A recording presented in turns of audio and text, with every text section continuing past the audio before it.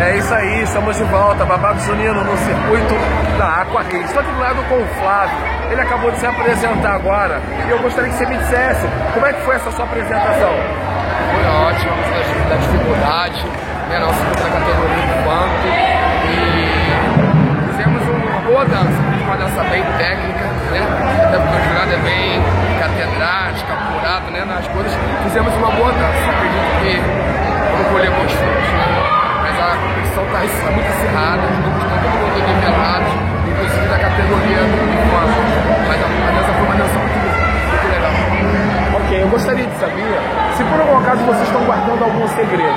Você tem alguma carta na manga para as próximas apresentações? Sim, nosso projeto é um projeto muito legal, só que diante de todas as dificuldades, nós temos algumas prioridades que ninguém botar a quadrilha na rua.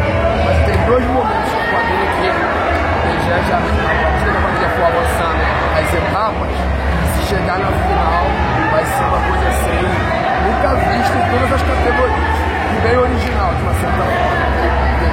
Vamos aguardar até terça-feira só pode dar um passo cada vez. Mas nós temos essa possibilidade de se alguma coisa. Dois grupos de cena muito legal. É isso aí. Muito obrigado pela sua participação, obrigado pelo carinho. E você é sempre recíproco conosco. E a gente volta a qualquer momento, hein? Babado Junino tá de olho em você.